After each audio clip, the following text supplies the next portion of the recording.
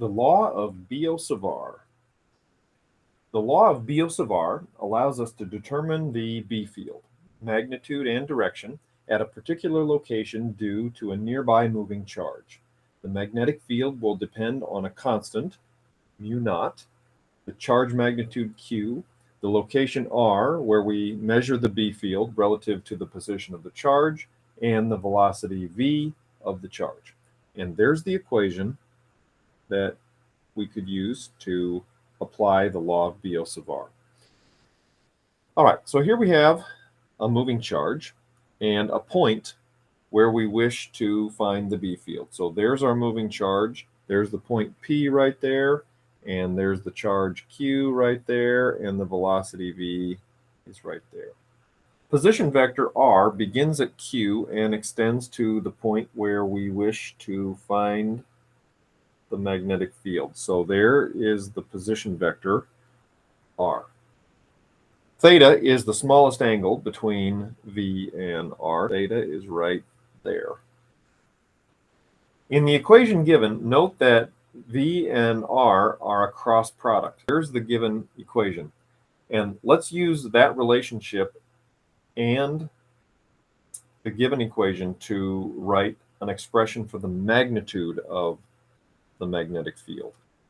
This is a vector equation. How could we change that into finding just the magnitude of this magnetic field? Anytime you do a cross product, isn't it true that the magnitude is the two vectors multiplied together? And then let's see, cross starts with a C, so that means that the trig function doesn't start with a C, so it's the sine of theta. What we're going to end up with here is this R is going to cancel one of these, so that's going to end up as a 2. And the magnitude of this magnetic field is then going to be mu naught over 4 pi. We then have a Q and an R and a sine theta in the numerator.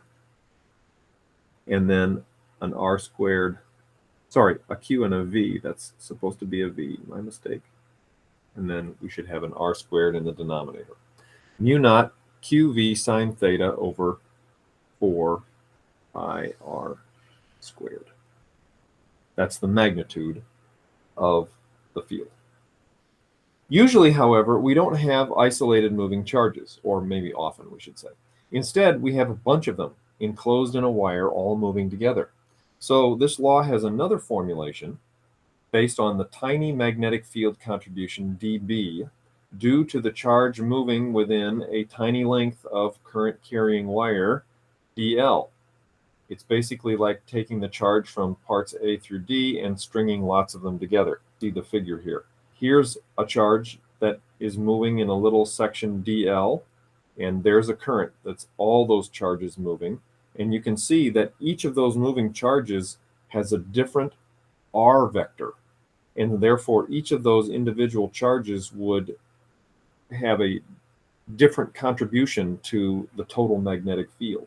Each little charge could be represented as providing a contribution to the magnetic field that looks like this.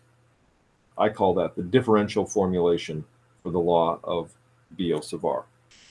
Now, if we had that, what do you think we would have to do with all of the little dB bits from each of those little portions of the wire? We would have to integrate them, wouldn't we? Now, if you can see the picture at the top of the screen there, you might guess that that integration without a machine to do it anyway seems rather ugly, because each of the R vectors is different, theta is different for each one, so that would be a rather arduous task. The good news is, we're on this page now, we're not going to worry about actually doing this integration. Instead, we will consider only the specific case of when we want to find the magnetic field at the center point of a portion of circular wire of arc length L, carrying current I and having constant radius R.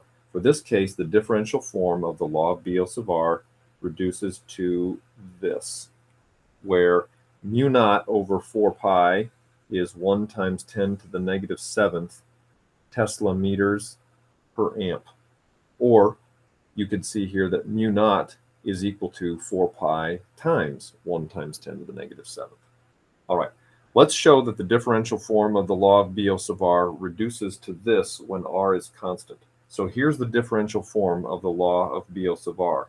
If r is constant, that means that it could be pulled outside the integral, and that r in the numerator would cancel one of these in the denominator.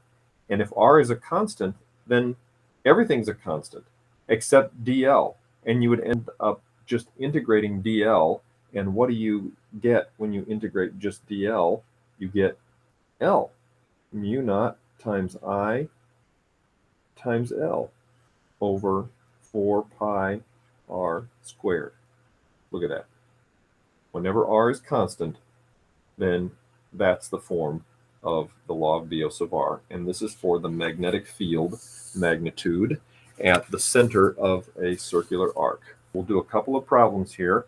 If you wish to stop the video and do this work on your own, I have all the work written out, so it's going to go rather quickly, but let's just talk about what's happening. This is the equation that we want to use.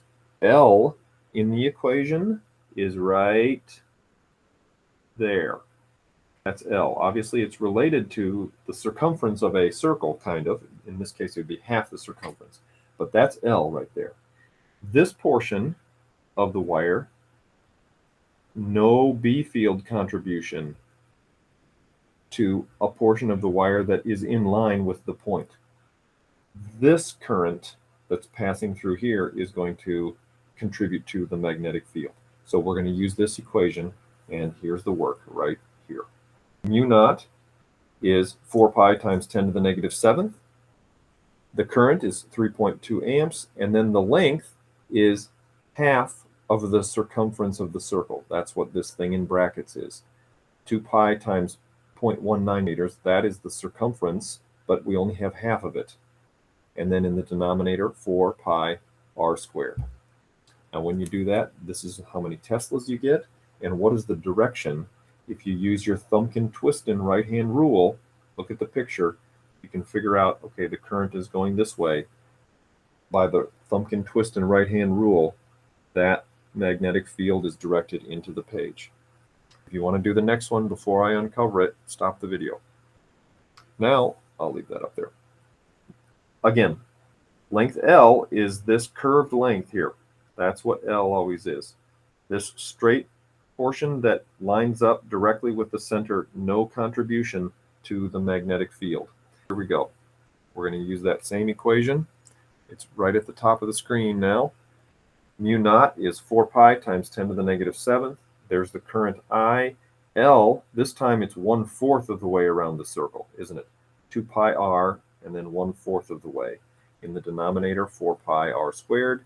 You calculate that to be 3.6 times 10 to the negative 6 Teslas. And in what direction does that act? We have to look at the picture. We use our Thumbkin-Twiston right-hand rule. We put our thumb in the direction of the current that's moving, and then our fingers curl as they would with the right hand. And that means that at the center of that circle, the magnetic field is directed out of the page. One more. Again, stop the video if you want to do this on your own before checking your answer. Just like before, L is that right there. That's what L is. Here's the work that I came up with. Mu naught is 4 pi times 10 to the negative 7th. There's the current, 1.3. We're going 3/4 of the way around the circle, 4 pi r squared. Crunch that out, you get 2.0 times 10 to the negative 6th Teslas. And in what direction is that? Look at the picture. Use your Thumbkin-Twiston right-hand rule. Thumb in the direction of the current motion. Your fingers are going to be poking out of the page like that.